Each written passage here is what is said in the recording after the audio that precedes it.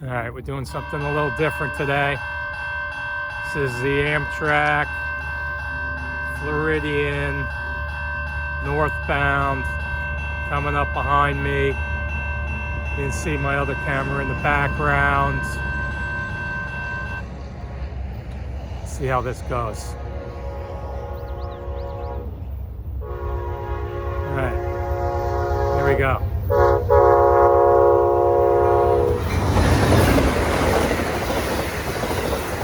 Doing 78 miles an hour.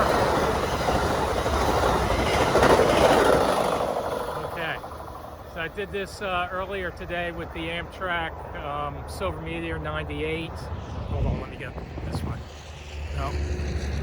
And you can see that I've barely used the selfie stick before, so I'm kind of a little discombobulated as to which direction to move the selfie stick as the train goes by.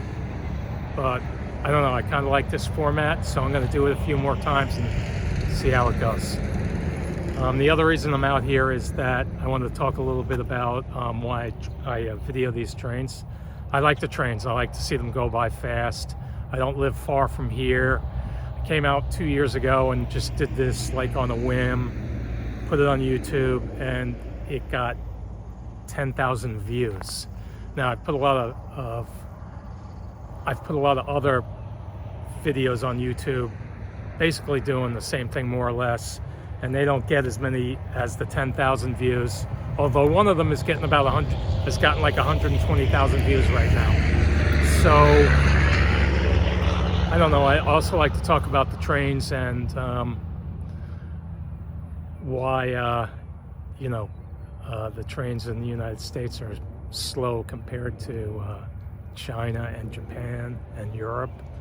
And I think it's out of context to just do a straight up comparison of train to train in each country.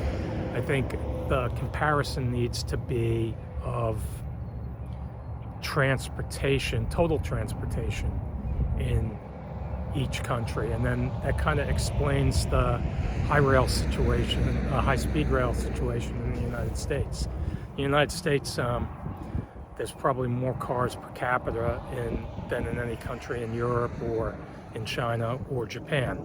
So we use cars a lot. And the other thing is, in the United States, we fly much more than they do in those other countries, way more.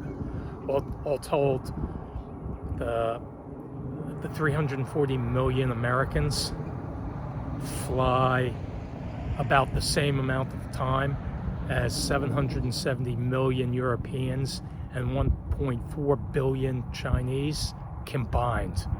So yeah, they have high-speed rail, and we fly on planes and use automobiles. And don't get me wrong, I've been on that Amtrak to New York and Charleston. I like it, and I like trains. And it would be awesome to have some high-speed rail, but I'm not going to knock Amtrak just because it's doing 78 and it's not doing 250 miles an hour. All right, so that's my take on this today.